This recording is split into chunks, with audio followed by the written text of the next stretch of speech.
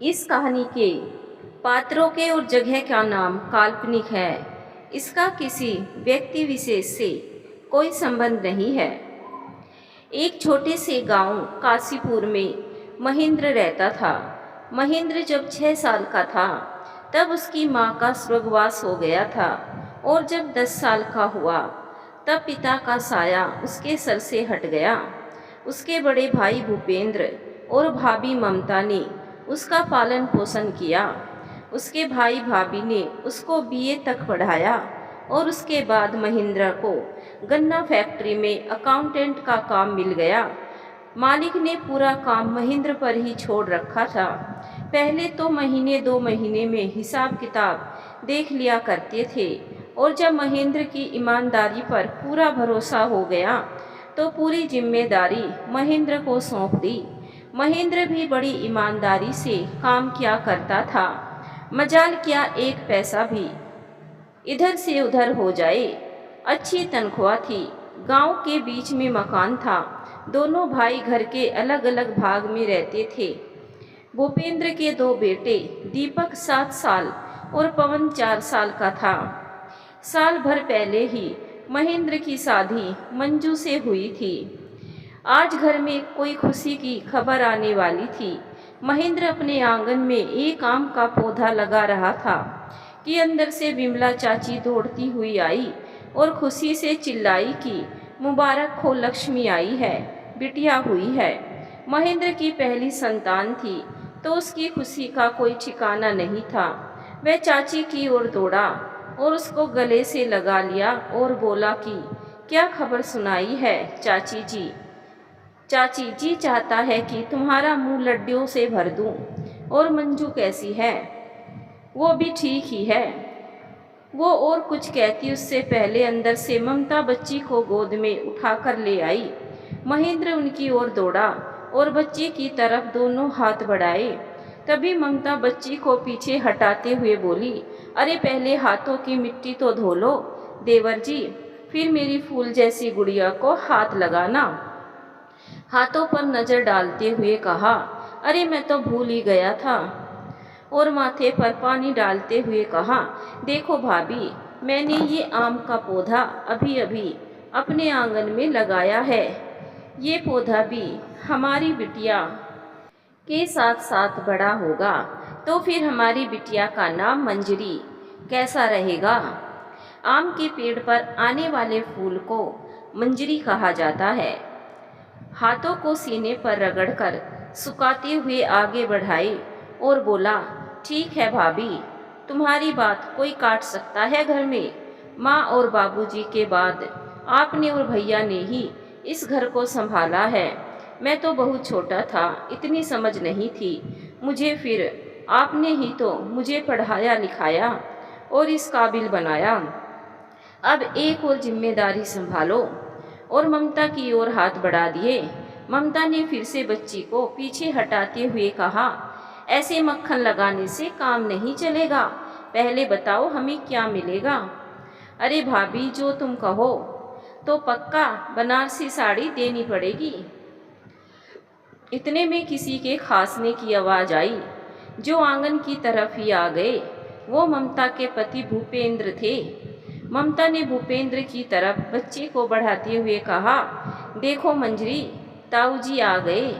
भूपेंद्र भी बच्ची की तरफ देखने लगे और मुस्कुराए। तभी बाहर से दीपक और पवन भी आ गए।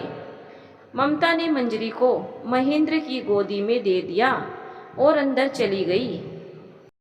महेंद्र, भूपेंद्र और दोनों बच्चे वहीं पड़ी चारपाई पर बैठ गए, मंजरी को खिलाने लगे। इतने में अंदर से ममता दौड़ती हुई आई, जल्दी से कोई गाड़ी का इंतजाम करो, मंजू की तबीयत अचानक खराब हो गई। महेंद्र ने तुरंत मंजरी को ममता की गोद में पकड़ा दिया और बाहर की ओर भागा। कुछ ही देर में मंजू को अस्पताल ले जाया गया। अधिक रक्तपात होने के कारण उसको बचाया नहीं जा सका। अचानक क्या हुआ और कैसे हुआ, कोई अंदाजा नहीं लगा पाया। कुछ लोगों का कहना था कि गांव में अच्छी स्वास्थ्य सुविधाएं ना होने के कारण, बढ़िया इलाज ना मिलने के कारण ये सब हो गया, तो कुछ घर में प्रसव को कराने को ही गलत कह रहे थे। जहाँ कुछ समय पहले महेंद्र के मन में खुशियों की लहर दौड़ रही थी, वही अब उसके ऊपर दुखों का पहाड़ टूट पड़ा था। किसी को महेंद्र और मंजरी पर दया आ रही थी, तो कुछ महिलाएं मासूम मंजरी को ही दोषी ठहरा रही थी। जन्म लेते ही माँ को खा जाने वाली दुर्भाग्यशाली बताने में भी पीछे नहीं थी। खुशी का माहौल गम में बदल चुका था। जहाँ मंजरी के जन्म के बाद के संस्कारों की शुरुआत होनी थी, वहाँ मंजू के अंतिम संस्कार की तैयारी हो रही थी। महेंद्र भीतर से टूट चुका था। बेटी के जन्म का हर्षोल्लास पत्नी की मौत के मातम में बदल चुका था। लोगों का तो कहना था कि बड़ा अभागा है महेंद्र। उसके जीवन में पहले उसकी माँ उसका साथ छोड़कर गई, फिर पिता और अब पत्नी। पर इसमें बेचारे महेंद्र का क्या दोष, उसकी किस्मत ही ऐसी थी। उधर भूपेंद्र और ममता भी बहुत दुखी थे। जिस भाई को बच्चे की तरह पाला, उसका घर उजड़ते कैसे देख सकता था भूपेंद्र। ममता मंजरी को संभाल रही थी, उसको ऊपर का दूध पिलाती थी और मंजरी की बदकिस्मती पर अफसोस करती कि बेचारी माँ का दूध भी नहीं है इसकी किस्मत में। ममता मंजू को अपनी छोटी बहन की तरह मानती थी। उनमें कभी भी किसी बात को लेकर अन्य देवरानी जेठानी जैसे झगड़े नहीं हुआ करते थे। इसका एक मुख्य कारण यह था कि महेंद्र अपने भाई और भाभी को माँ बाप की तरह मानता था और मंजू को सख्त हिदायत दे रखी थी कि अगर इनका दिल दुखा तो फिर समझो तुमने मेरे दिल पर चोट की है। भाई भाभी ने मुझे माँ बाप बनकर पाला है और शायद इसीलिए पूरे गांव में उनके बीच के प्यार के उदाहरण दिए जाते थे। घर में अन्य रिश्तेदार भी एकत्रित थे। सभी परिवार के गम में शामिल होने आए थे। उनमें से कुछ रिश्तेदार ऐसे भी थे जो ये चाहते थे कि वे अपनी बेटी अथवा बहन की शादी की बात महेंद्र के साथ चलाए, पर यह मौका सही नहीं था। पर उनको डर भी था कि कहीं कोई और रिश्ते की बात ना कर ले। इसीलिए कई रिश्तेदार भूपेंद्र और कई ममता के कान में यह बात डाल गए। धीरे धीरे लगभग 15-20 दिन बीत चुके थे। महेंद्र के दिल से मंजू की यादें जा ही नहीं रही थी। सारे रिश्तेदारों के घर से जाने के बाद घर में सूनापन बढ़ गया था। महेंद्र अपने आंगन में छोटे से आम के पौधे के पास दीवार के सहारे बैठा था और उससे मन की बातें कर रहा था। वह उसको बता रहा था कि कैसे जब वह पहली बार मंजू को देखने गया था, तब मंजू ने किस तरह उसके साथ मजाक किया था। वह उसे बताता है कि जब वह अपनी भाभी भाइयों, दोनों बच्चे और बुआ जी के साथ मंजू के घर पहुंचा, तो सभी बाहर कमरे में बैठे बातें कर रहे थे। महेंद्र बार बार उधर ही देख रहा था जिधर से मंजू को चाय लेकर आना था। पर्दा हिलता तो महेंद्र की धड़कनें तेज हो जाती और जब उस पर्दे के पीछे से कोई और निकलता तो वह निराश हो जाता। इतने में मंजू की माँ ने आवाज़ लगाई, मंजू चाय ले आओ। अब महेंद्र को लग रहा था कि इंतजार की घड़ियां खत्म होने वाली है। इतने में पर्दा हिला और पर्दे के पीछे से एक मोटी और सांवली सी लड़की चाय की ट्रे लेकर आ रही है। महेंद्र तुरंत अपनी भाभी की तरफ देखने लगा। वह सोच रहा था कि भाभी ने तो कहा था कि लड़की बहुत सुंदर है, पर ये तो। महेंद्र ने अपनी भाभी की तरफ देखा और कहा, भाभी मुझे आपसे बात करनी है, और खड़ा होकर बाहर आंगन की तरफ आ गया। ममता भी पीछे पीछे आ गई। भाभी ये लड़की है, ममता ने हंसी छुपाते हुए कहा। मुझे तो लड़की ही दिख रही है। अगर इससे शादी की तो तुम्हारी कितनी बदनामी होगी। लोग कहेंगे कि भाभी ने देवर के लिए कैसी लड़की ढूंढी है। फिर क्या भाभी, चलो मना करो और घर चलते हैं। ठीक है चलो।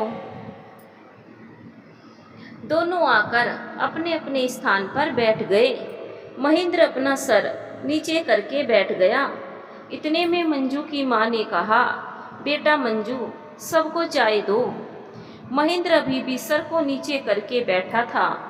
सभी को चाय देने के बाद जब मंजू ने महेंद्र की तरफ चाय बढ़ाई तो महेंद्र ने सर को नीचे किए ही चाय पकड़ी।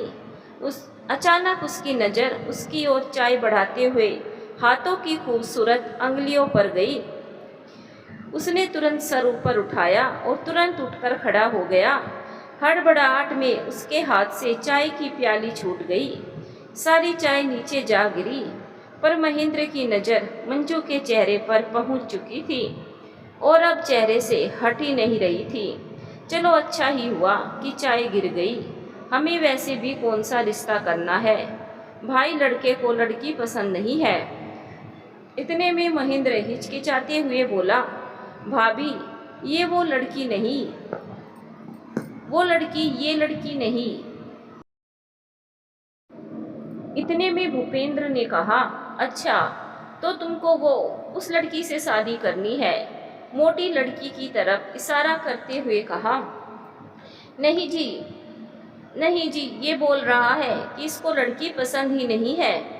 इतने में मंजू के पिताजी बोले, अच्छा जी, आपको लड़की नहीं पसंद है तो फिर नमस्कार। भूपेंद्र और ममता बाहर की तरफ चलने लगे। तभी महेंद्र ने कहा, अरे भाभी, लोग क्या कहेंगे कि इतनी खूबसूरत लड़की से अपने देवर की शादी नहीं कराई, कितनी बदनामी होगी आपकी। ममता जोर जोर से हंसने लगी। सभी लोग ठाके मारकर हंसने लगे। महेंद्र सब समझ गया कि यह सबने मिलकर योजना बनाई थी। महेंद्र हल्की मुस्कुराहट के साथ अपनी यादों से वापस लौटा और फिर उसके चेहरे पर मायूसी छा गई। रात के 9 बज चुके थे। ममता एक हाथ में खाने की प्लेट और गोद में मंजरी को लेकर महेंद्र के पास आई और उसकी तरफ खाने की प्लेट बढ़ाई। महेंद्र ने खाने की प्लेट पकड़कर एक ओर रख दी। ममता मंजरी को लेकर वहीं पास में ही पड़ी चारपाई पर बैठ गई। पीछे से भूपेंद्र भी आ गए और आंगन पर पड़ी चारपाई पर बैठ गए। खाने की प्लेट अभी भी महेंद्र के पास रखी थी। भूपेंद्र ने कहा, खाना खा लो। महेंद्र ने खाने की ओर देखा और फिर रुआंसा सा हो गया और दोनों हाथों को आंखों पर रखकर रोने लगा। भूपेंद्र चारपाई से उतरकर महेंद्र के पास बैठ गए। उसके कंधे पर हाथ रखकर बोले, हिम्मत रखो महेंद्र, ऐसे टूट जाओगे तो कैसे काम चलेगा। महेंद्र भूपेंद्र के सीने से लग गया। भूपेंद्र महेंद्र के सर पर हाथ फिराते हुए बोला, हिम्मत रखो, अभी तो सारी जिंदगी पड़ी है तुम्हारे आगे, और फिर अपनी बेटी के लिए भी तो सोचो। थाली उठाकर महेंद्र को देते हुए बोले, सुख दुख तो जीवन का खेल है। अपने दोनों हाथों को देखते हुए बोले, देखो इन हाथों को, जिन्होंने छोटी उम्र में ही अपने माँ बाप की चिता को आग दी और फिर भी अपनी जिम्मेदारियों से कभी मुंह नहीं मोड़ा। मेरे भाई, ऐसी ही जिम्मेदारी तुम्हारे ऊपर है। हिम्मत रखो, वक्त गहरे से गहरे जख्म को भर देता है। इतने में छोटी सी मंजरी के मुंह से एक आवाज़ निकली तो सभी का ध्यान उसकी तरफ गया। ममता ने महेंद्र के हाथों में मंजरी को पकड़ा दिया और अपने पल्लू से अपनी भीगी पलकें साफ करने लगी। महेंद्र ने मंजरी को अपने सीने से लगा लिया और फिर उसके चेहरे को निहारने लगा। भूपेंद्र ने थाली उठाई और एक निवाला तोड़कर महेंद्र के मुंह में रख दिया। इतने में ममता ने कहा, लाओ इसको मुझे दे दो, पहले खाना खा लो, और मंजरी को अपनी गोद में ले लिया। उसके बाद महेंद्र ने थोड़ा खाना खाया। जब महेंद्र ने खाना खा लिया तब ममता ने कहा, आज बुआ जी का फ़ोन आया था, पूछ रही थी शादी के बारे में। शादी? किसकी शादी? महेंद्र ने कहा। भूपेंद्र ने महेंद्र के कंधे पर हाथ रखते हुए कहा, तुम्हारी शादी? भैया, लेकिन अभी कैसे? महेंद्र ने दुखी मन से कहा, अभी जब तक बात चलाएंगे तब तक होली भी निपट जाएगी और होली के बाद ठीक रहेगा। लेकिन क्या मंजरी के लिए सौतेली माँ वो प्यार दे पाएगी भाभी? मुझे लगता है ये ठीक नहीं होगा।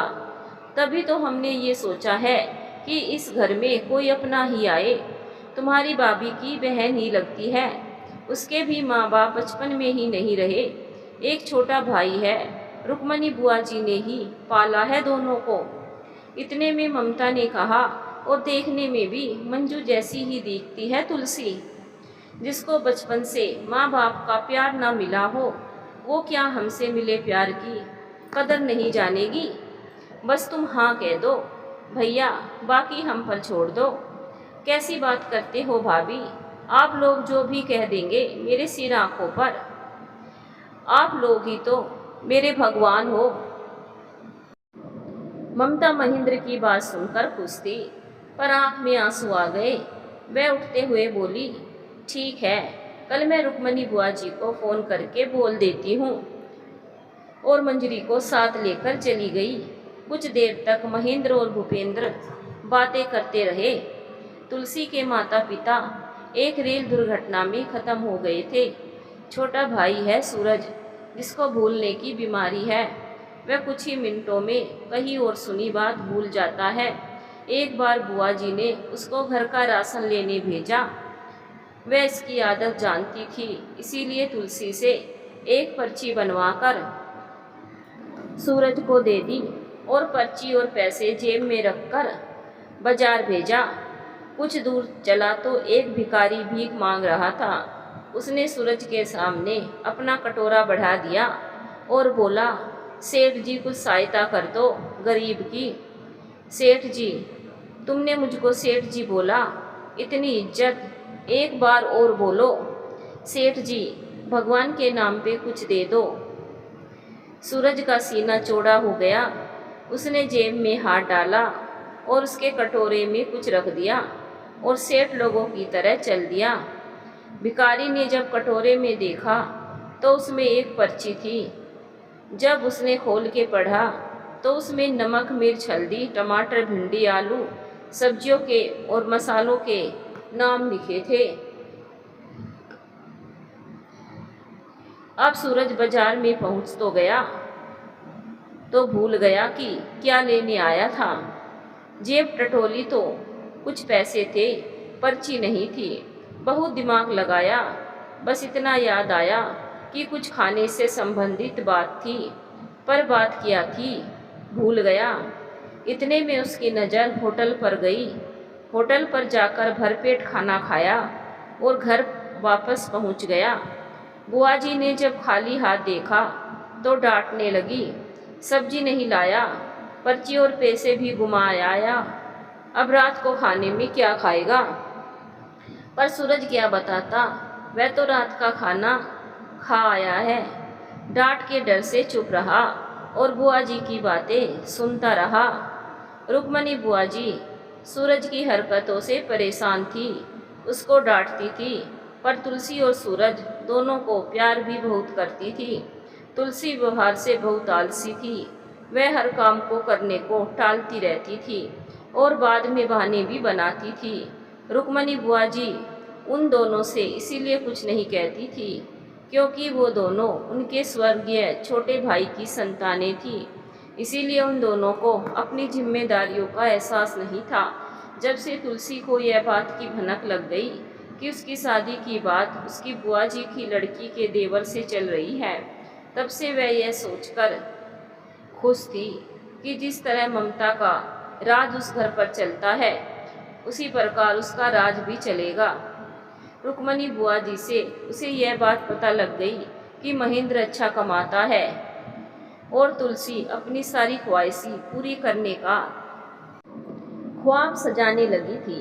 होली के बाद ममता ने रुक्मणी बुआ जी को शादी की तैयारियों के लिए बोल दिया और सभी की सहमति से यह तय हुआ कि शादी में मुख्य लोगों को ही आमंत्रित किया जाए और साधारण रूप से शादी कर दी जाए।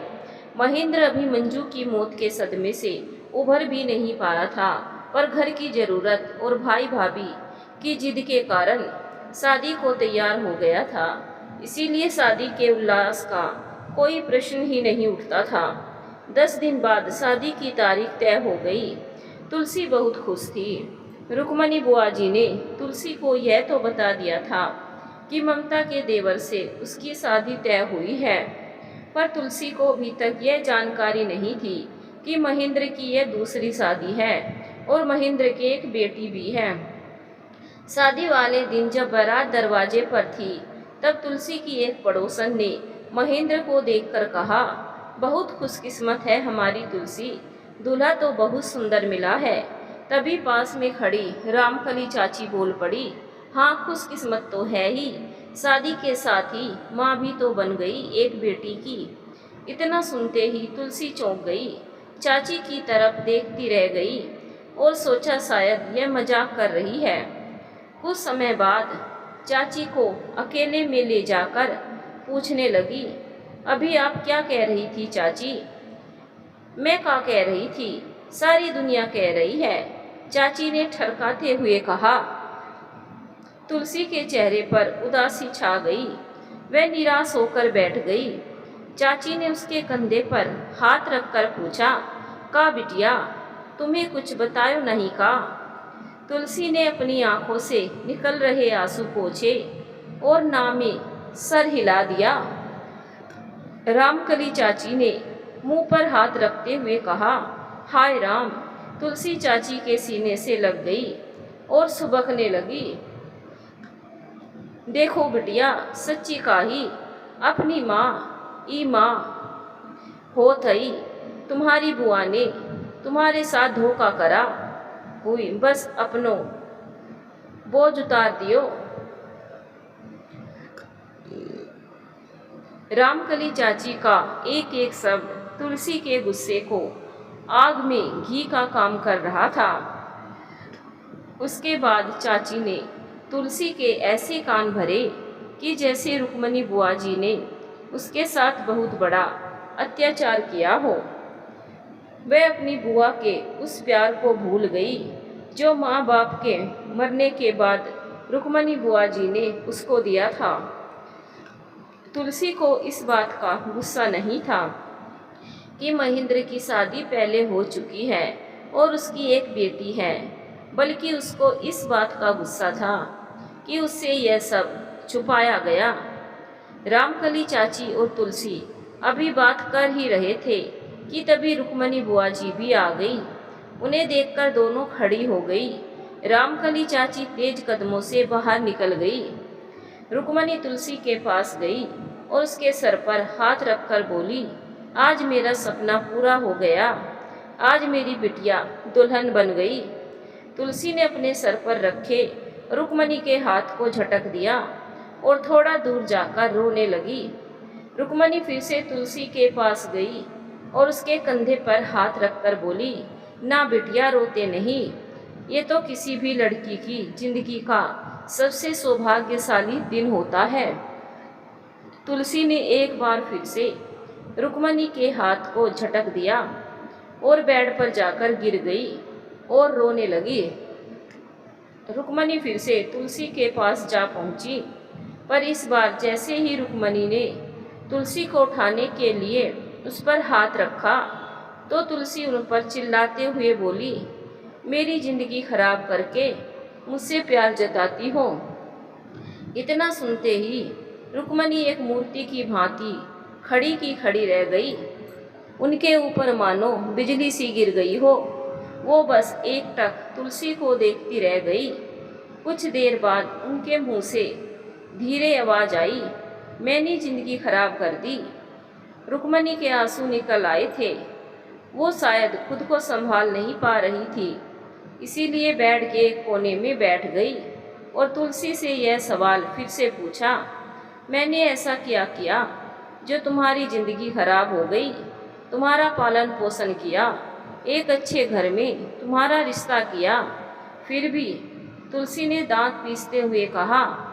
तुलसी ने रोते हुए कहा, क्या तुम नहीं जानती कि मेरे होने वाले पति की पहली पत्नी मर चुकी है और उसकी एक बेटी भी है?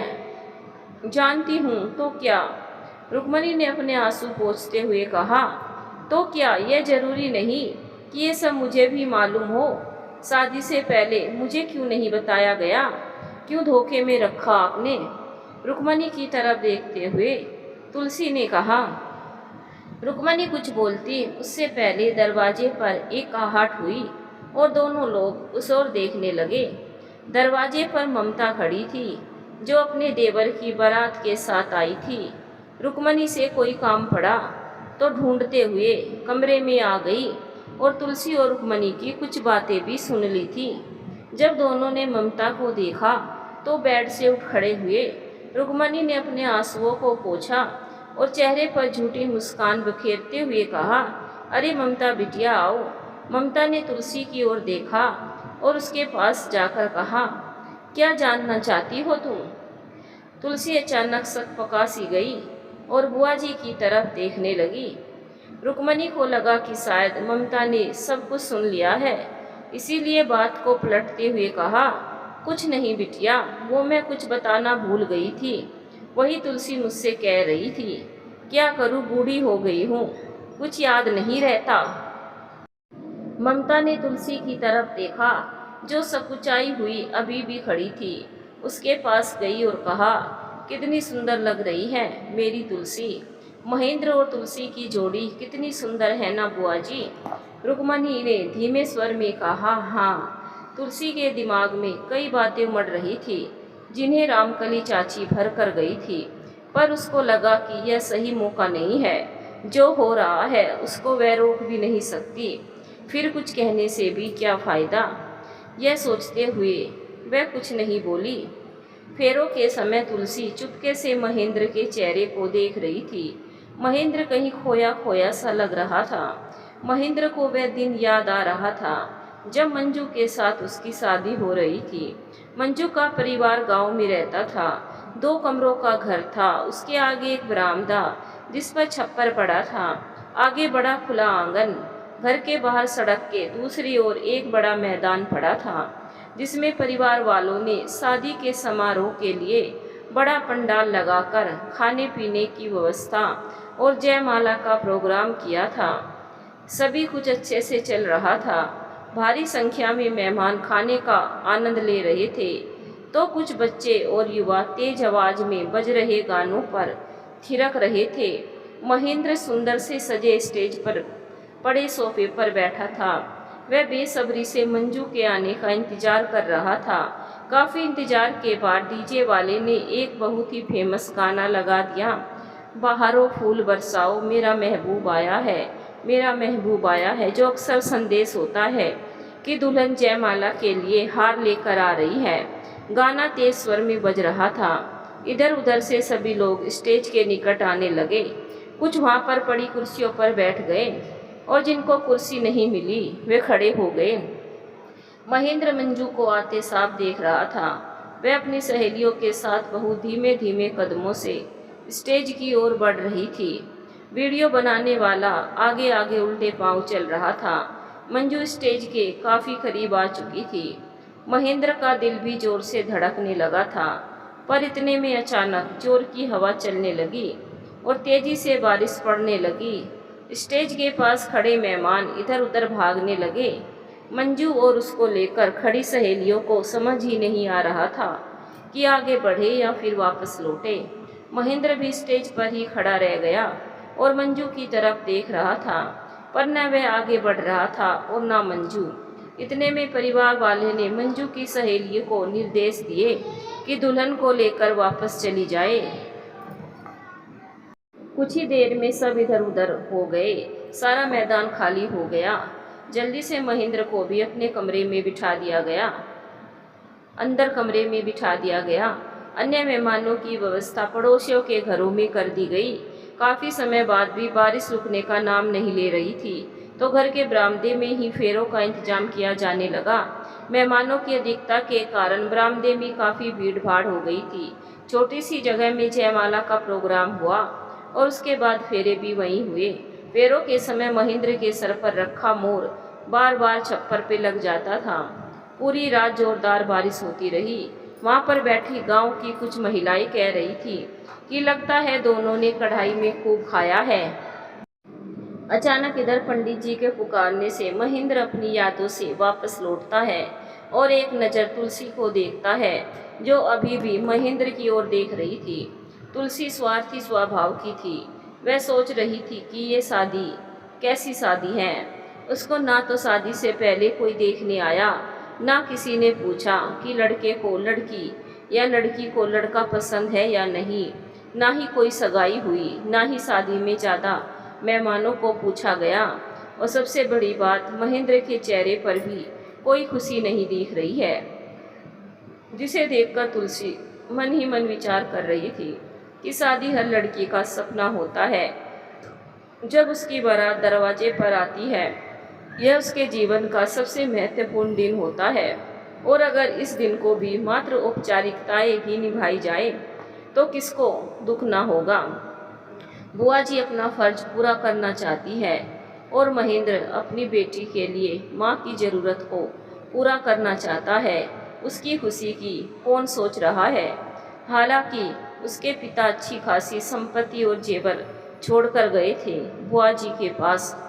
शायद उसके मन में ये विचार इसलिए घर कर गए थे क्योंकि रामकली चाची ने उसके मन में जो जहर घोला था, वह जहर अपना काम कर रहा था। आज तुलसी को अपनी माँ और पिताजी की याद आ रही थी। उसे याद है जब वह 10 वर्ष की थी, तब उसके पिता शहर में एक फैक्ट्री में काम करते थे। एक दिन एक फ़ोन आया कि उसके दादाजी की तबीयत बहुत ज़्यादा खराब है। उस दिन उसकी बुआ जी उन्हीं के साथ घर पर थी।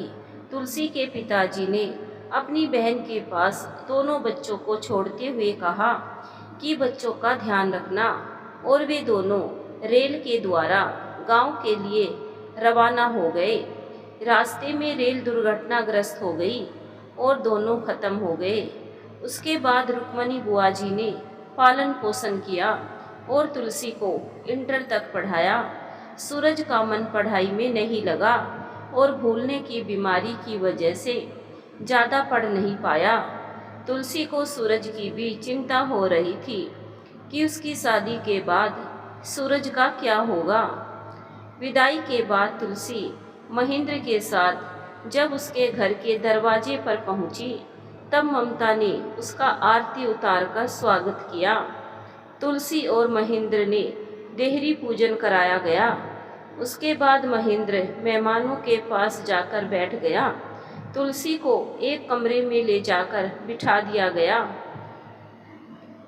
जहाँ पर कुछ महिलाएं उसके पास आकर बैठ गई।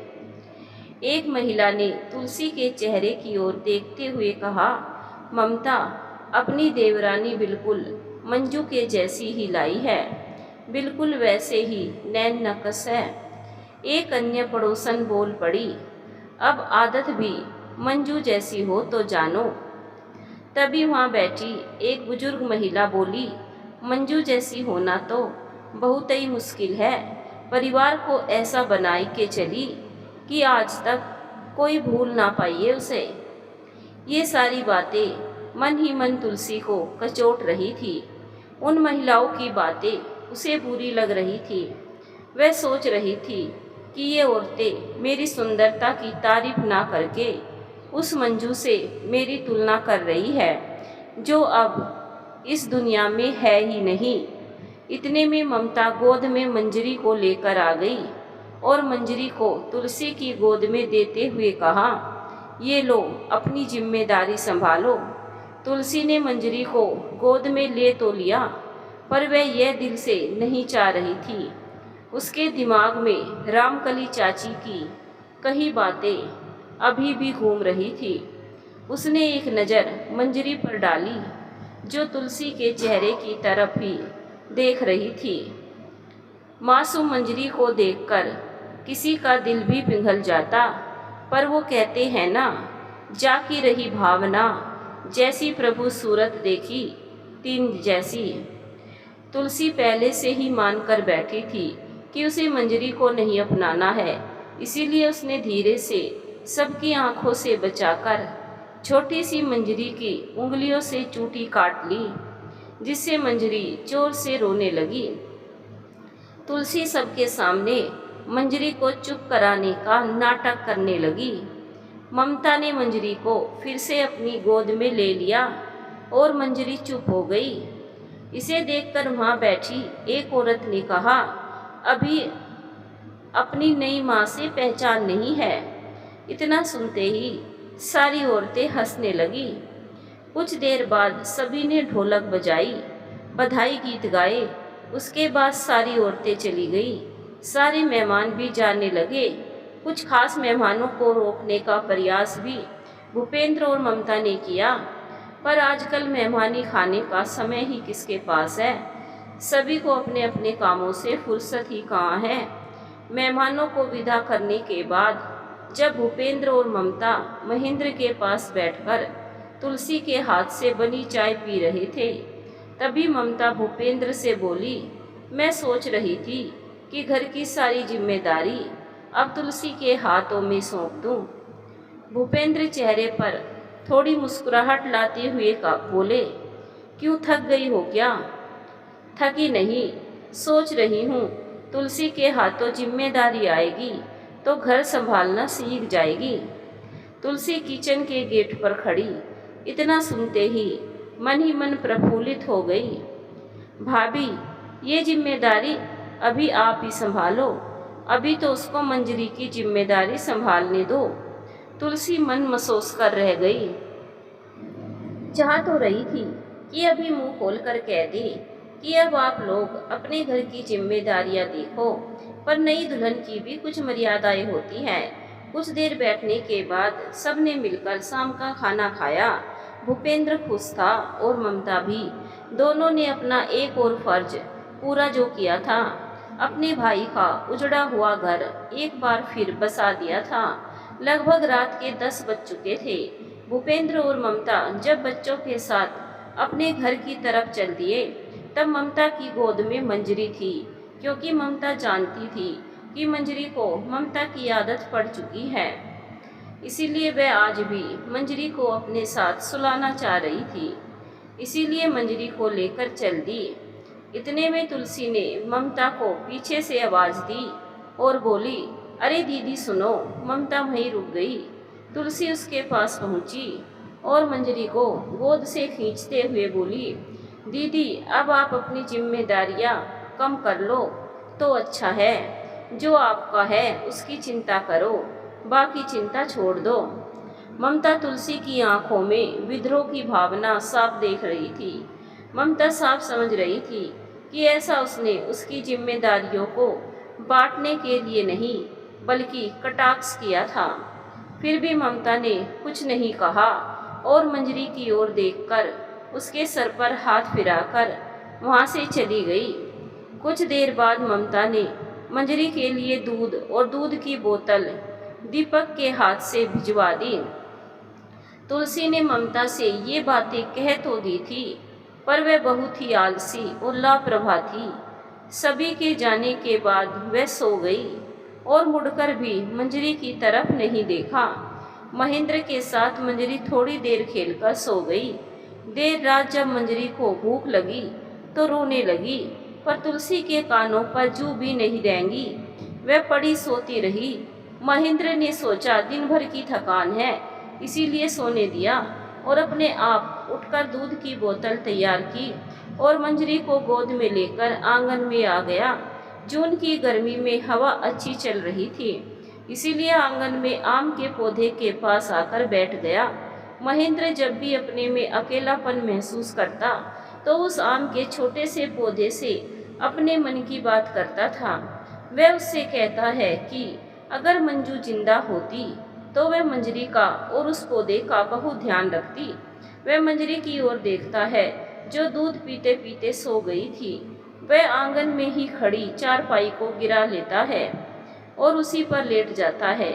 मंजरी को अपने पेट पर लिटा लेता है और अपने आप तारों को निहारते निहारते सो जाता है। उधर ममता को तुलसी की बातें और उसके कहने के तरीके को लेकर बहुत दुख हो रहा था। वह भूपेंद्र से इसलिए यह सब कहना उचित नहीं समझ रही थी कि ममता के कहने पर ही महेंद्र तुलसी से शादी को तैयार हुआ था और ममता ने ही तुलसी के अच्छे व्यवहार की गारंटी ली थी और शायद इसीलिए वह ज़्यादा चिंतित थी। ममता को मंजरी की भी याद आ रही थी, क्योंकि जब से मंजरी ने जन्म लिया था तब से ममता के पास ही रहती थी, और आज अचानक मंजरी उससे दूर हो गई थी। उसका दिल कर रहा था कि जाकर अभी देख कर आऊं कि मंजरी रो तो नहीं रही है। इसी उधेड़-बुन में वह सारी रात नहीं सोई। सुबह को भी तुलसी देर से उठती है। जब तक महेंद्र भूपेंद्र के यहाँ से चाय नाश्ता करके आ भी जाता है, और ममता मंजरी को भी बोतल से दूध पिला चुकी होती है। जब तुलसी उठती है तब महेंद्र ने उससे पूछा कि क्या बात है, तबीयत ठीक नहीं है क्या? तुलसी ने बहाना बनाते हुए कहा, हाँ, शरीर में तेज दर्द है, तभी आज उठने में देर हो गई। भाभी ने तुम्हारे लिए कचौरियाँ भेजी है, नहा धोकर उन्हें खा ले, फिर तुम्हें दवाई दिला दूंगा। और महेंद्र किसी काम से बाहर चला जाता है। तुलसी झटपट नहा धोकर तैयार हो जाती है, और जैसे ही नाश्ता करने बैठती है तभी घर के बाहर से किसी के कराहने की आवाज़ आती है, और वह चित परिचित आवाज़ निरंतर घर के अंदर प्रवेश करती है। तुलसी जब बाहर की ओर आती है, वो देखती है कि वह सूरज है, जिसके कपड़े जहाँ तहाँ से फटे हुए हैं, और उसके चेहरे पर ऐसा लग रहा है जैसे कि उसकी किसी ने जमकर पिटाई की हो। तुलसी सूरज को पकड़कर अंदर ले आती है और वहाँ बैठा देती है जहाँ वह नाश्ता करने जा रही थी। सूरज जब कचौरियों को प्लेट में देखता है तो वह तुलसी के बिना कुछ पूछे प्लेट उठा लेता है और खाने लगता है। तुलसी कभी सूरज को देखती तो कभी कचौरियों को, पर वह कुछ कह नहीं सकती थी, बस लार छूट कर रह गई। सूरज उसकी सारी प्लेट साफ कर गया। सूरज, तुम्हारा ये हाल कैसे हो गया? तो सूरज बताने लगा, और बताते बताते घटनाक्रम में खो गया। सूरज के साथ हुआ यह था कि जब वह घर से चला था तब रुक्मणी ने कुछ मिठाई बनाकर सूरज को दी और कहा, इसे अपने बैग में कपड़ों के साथ रख ले, और साथ ही कुछ पैसे भी देते हुए कहा कि इन्हें ध्यान से रख ले, किराए के भाड़े के लिए हैं। सूरज ने रुपए भी बैग में ही रख लिए और बैग भी गमछे में बांधकर कंधे पर लटका लिया। सूरज बहुत ही सावधानी से बस में बैठ गया और बैग से पैसे निकालकर टिकट भी ले लिया, और बस के सबसे पीछे वाली सीट, जो सबसे लंबी होती है, पर जाकर बैठ गया। उस बस में एक चोर भी था जिसने सूरज को बैग से रुपए निकालते हुए देख लिया था। वह आकर सूरज के पास बैठ गया और उससे बात करने का प्रयास करने लगा। चोर ने सूरज से कहा, आज गर्मी बहुत है। हाँ, सूरज ने गमछे के छोर से पसीना पोंछते हुए कहा। सूरज के बैग की ओर देखते हुए बीच में जगह करते हुए बोला, अरे बैग पैरों पर काहे रखे हुए हो? यहाँ रख लीजिए सेठ जी। सेठ जी, क्या बोला आपने? चोर ने एक बार और कहा, सेठ जी, लगते तो आप सेठ जी ही है। क्यों ना आप सेठ जी हो ना? हाँ, मैं हूँ, सूरज ने इठलाते हुए कहा। चोर समझ गया कि आज अच्छा मूर्ख मिला, वह तो हमें भी सेवा का मौका दे सेठ जी, और उसका बैग पकड़कर बीच में रख लिया। कुछ दूर बस चली तो चोर ने अपना काम करना शुरू कर दिया। वह एक नज़र सूरज के चेहरे पर रखे था और हाथ से गमछे की गांठ खोल रहा था जिससे बैग बंधा था। अंत में चोर कामयाब भी रहा और वह एक और शरारत कर गया। उसकी दूसरी ओर बैठी नवविवाहिता स्त्री के पल्लू से सूरज के गमछे को बांधकर बैग लेकर रास्ते में ही उतर गया। जब बस अड्डे पर रुकी तब सभी सवारियां उतरने लगी। सूरज भी जब उतरने लगा तब उस स्त्री का पल्लू भी उसके साथ खींचने लगा, जिससे वह स्त्री जोर से चिल्लाई तो उसके साथ बैठे उसके पति ने और बस के अन्य लोगों ने मिलकर सूरज की जमकर पिटाई कर दी। इसी कारण सूरज के कपड़े फट गए और जगह जगह पर चोटों के निशान भी आ गए। इसी हालत में सूरज तुलसी के घर पहुंच गया था। घर आने के बाद उसने उसका इलाज कराया और उसको नए कपड़े दिलाए। सूरज जब वहीं रुक गया तुलसी उसके आने से खुश थी। जब महेंद्र नौकरी में जाता तो सूरज भी उसके साथ चला जाता और छोटे मोटे काम में महेंद्र का हाथ बटाता। कभी कभी अपनी बेवकूफ़ी से महेंद्र को परेशान कर देता, पर तुलसी का भाई होने की वजह से महेंद्र उसको कुछ नहीं कहता। ऐसे ही दिन बीतने लगे। मंजरी के प्रति तुलसी का व्यवहार अच्छा नहीं था। वह उसका अच्छे से ध्यान नहीं रखती थी। कभी कभी तेज भूख से मंजरी रोती रहती, पर तुलसी अपने में ही मस्त रहती। एक दिन की बात है, जब मंजरी आंगन में चारपाई पर पड़ी जोर जोर से रो रही थी और तुलसी अंदर कमरे में बेड पर बैठी टीवी देख रही थी। तब मंजरी के रोने की आवाज़ उसको डिस्टर्ब करने लगी, तो तुलसी ने टीवी की आवाज़ और तेज कर ली। इतने में वहाँ पर ममता आ गई। ममता ने देखा कि मंजरी का चेहरा रोते रोते लाल हो गया है और यदि वह कुछ क्षण और नहीं आती तो वह चारपाई से नीचे गिर जाती।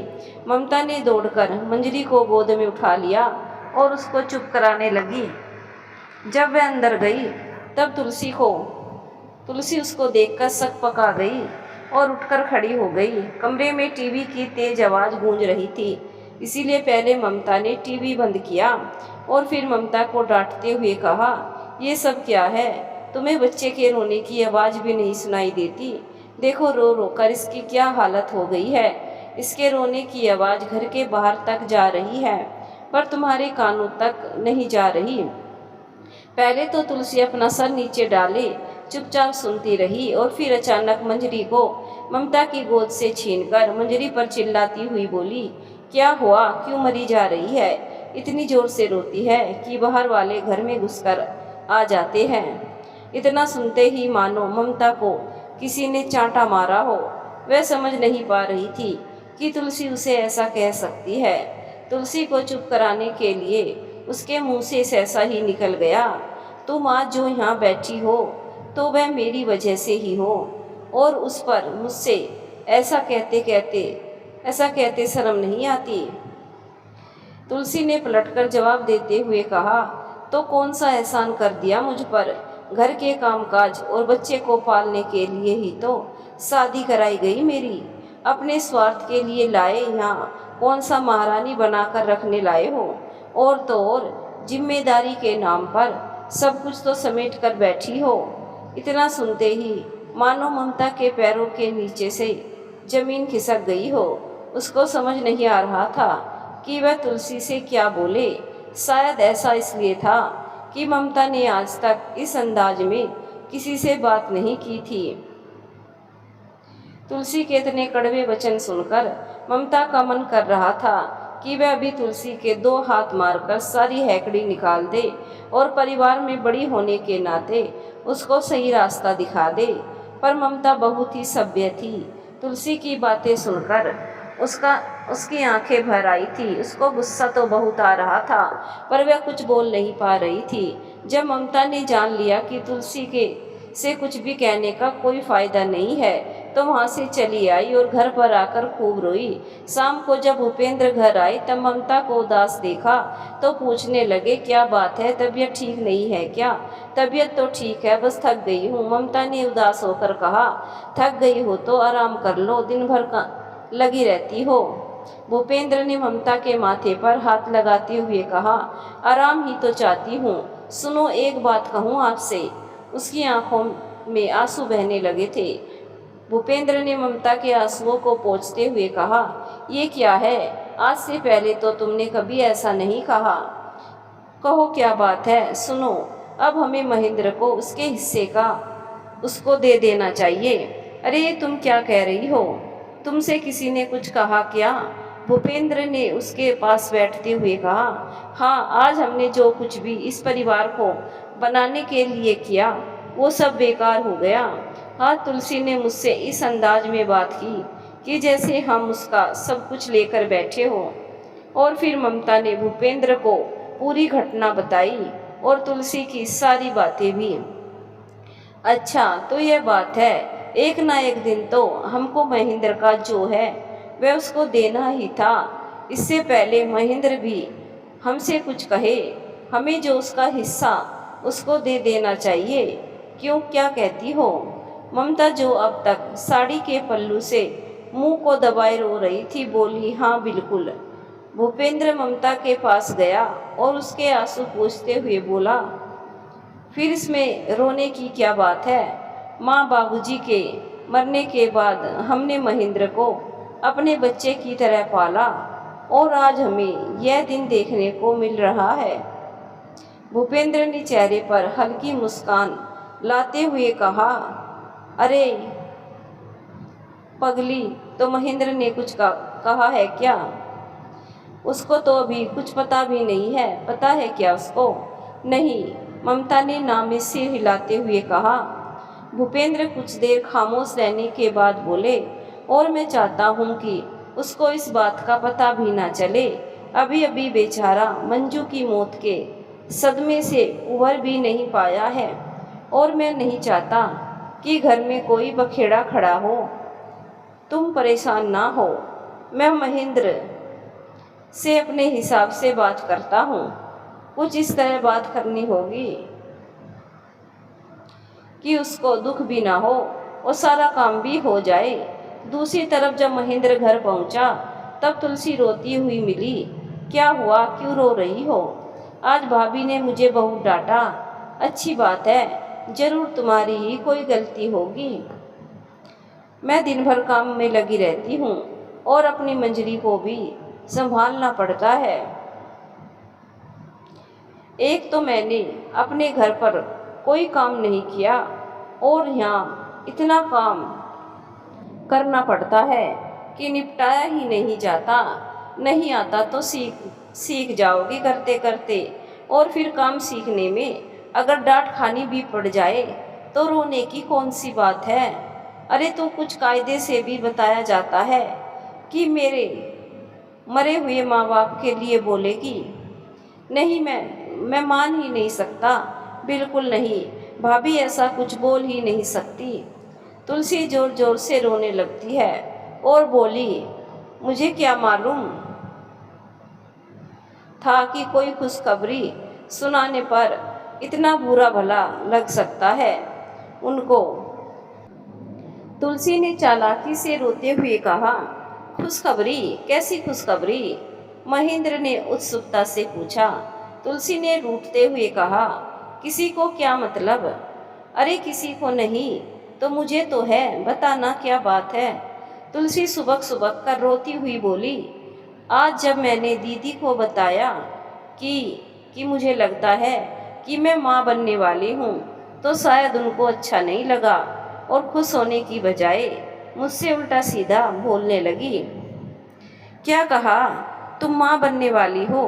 हाँ, तुलसी ने महेंद्र के सीने से लिपटते हुए कहा। यह तो बहुत खुशी की बात है। महेंद्र ने तुलसी के सर पर हाथ फेरते हुए कहा। तुलसी ने रोने का नाटक करते हुए कहा, फिर दीदी को अच्छा क्यों नहीं लगा? महेंद्र ने समझाते हुए कहा, छोड़ो भी, कोई बात नहीं, हो सकता है कोई और बात हो। जो प्यार करते हैं उन्हें डांटने का हक भी होता है। ठीक है, तुम मुझे प्यार करते हो, बस मुझे और क्या चाहिए? तुलसी ने महेंद्र की आंखों में देखते हुए कहा, सुनो, एक काम वाली अगर लग जाए तो मंजरी को भी संभाल लेगी और आगे मुझे काम धाम में जो परेशानी होगी उसमें भी हाथ बटा देगी। ठीक है, देखता हूँ। तुलसी महेंद्र के सामने तो मंजरी से बहुत प्यार जताती थी,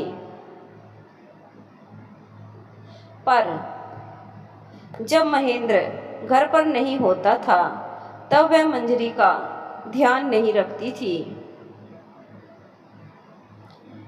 तुलसी महेंद्र को भूपेंद्र और ममता के प्रति भी भड़का रही थी।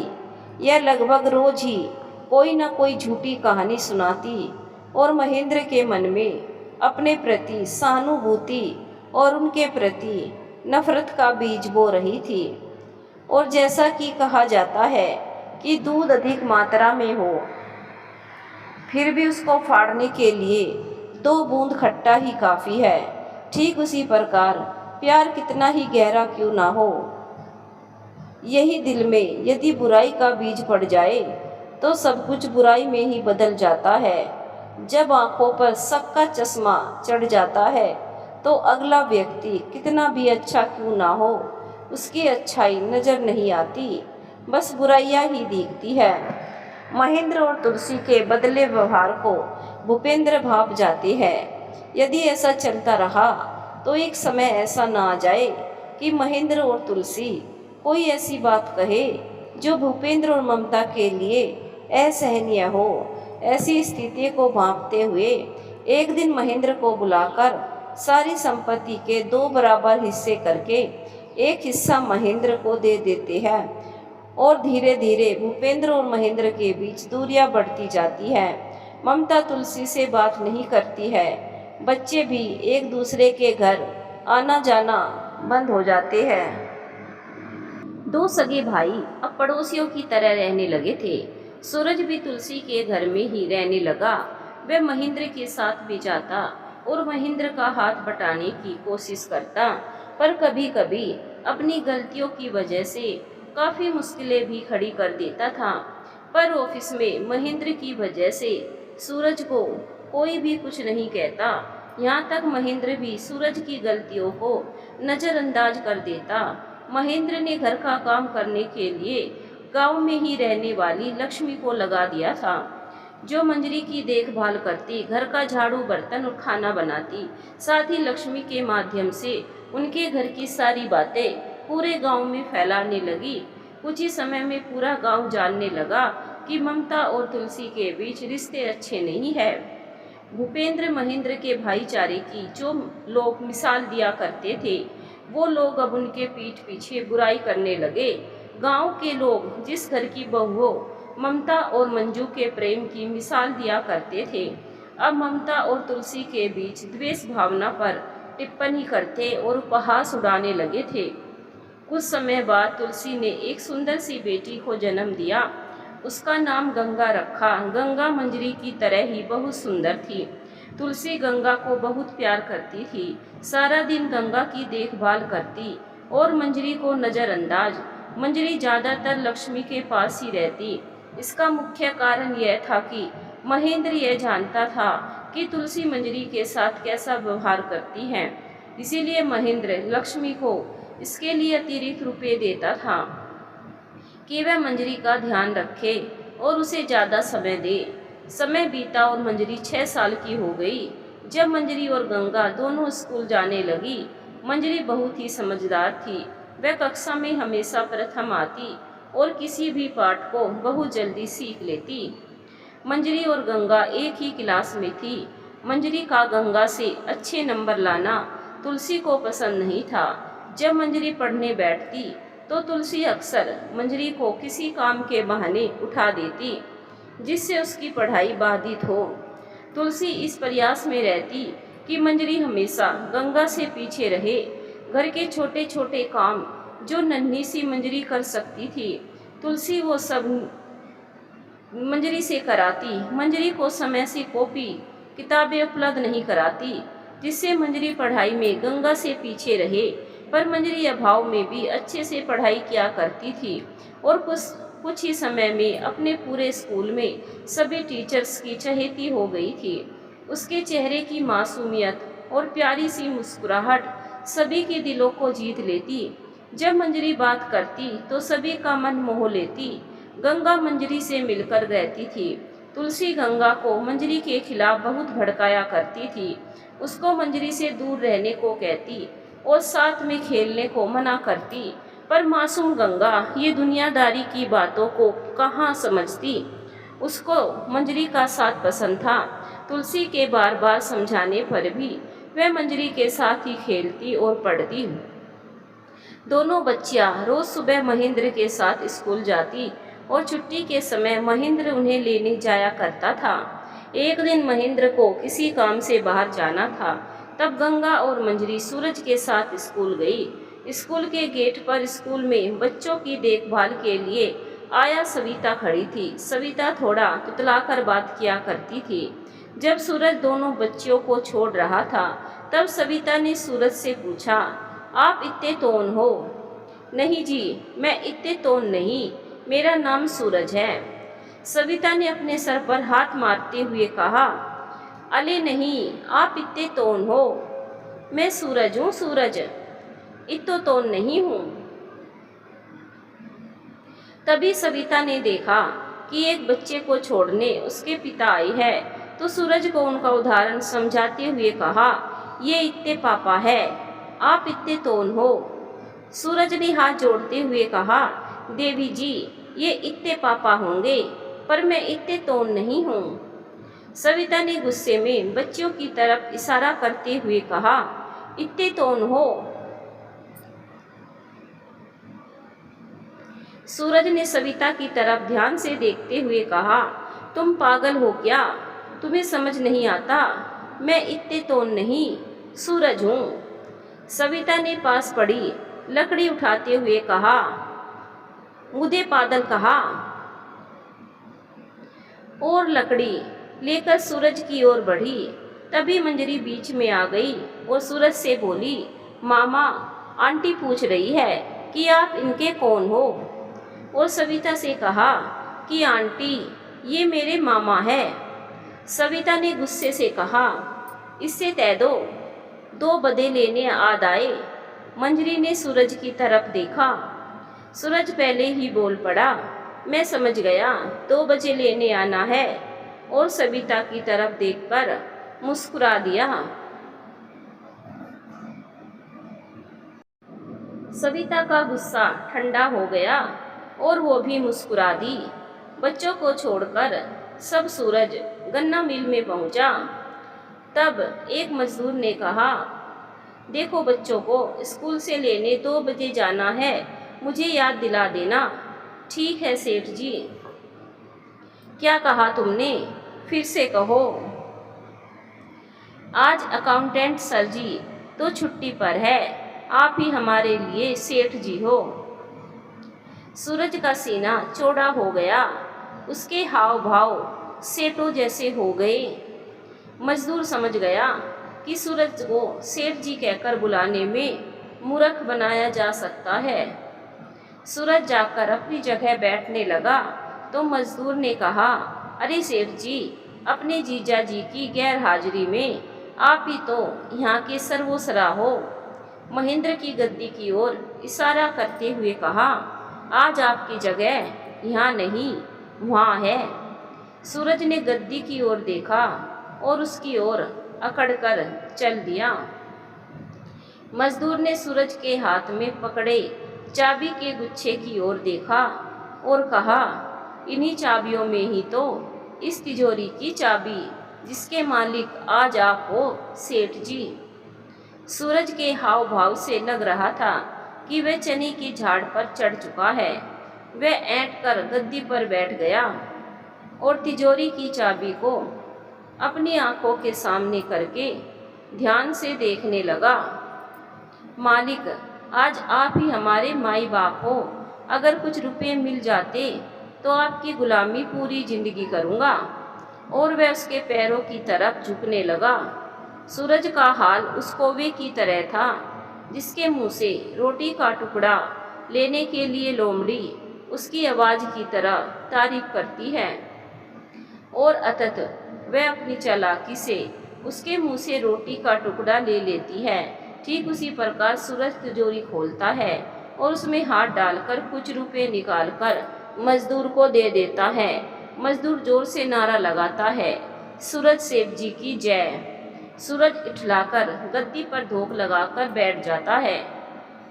मजदूर बाहर जाकर मिल के साथी मजदूरों को यह बात बताता है कि उसने कैसे सूरज को सेठ बनाकर मूर्ख बनाया। कुछ ही देर में वहाँ पर मजदूरों की लाइन लग जाती है। सभी नारा लगा रहे थे, सेठ सूरज जी की जय। अपना नंबर आने पर मजदूर सूरज के पैरों की ओर झुकते और सूरज सभी मजदूरों को एक एक नोट देता जाता है और एक दानी सेठ की तरह व्यवहार करता। ये सिलसिला तब तक चलता रहा जब तक तिजोरी खाली नहीं हो गई।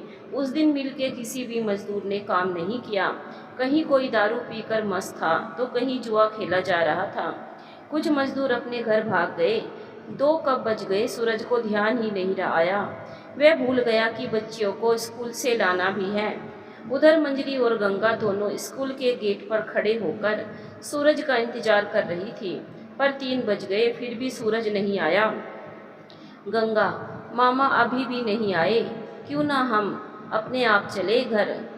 अगर मामा यहाँ आए और हम नहीं मिले तो फिर परेशान होंगे। अरे दीदी, क्या तुम नहीं जानती कि मामा सब कुछ भूल जाती है। मंजरी ने स्कूल के गेट की तरफ देखा जो बंद हो चुका था। आखिर कब तक इंतजार करेंगे।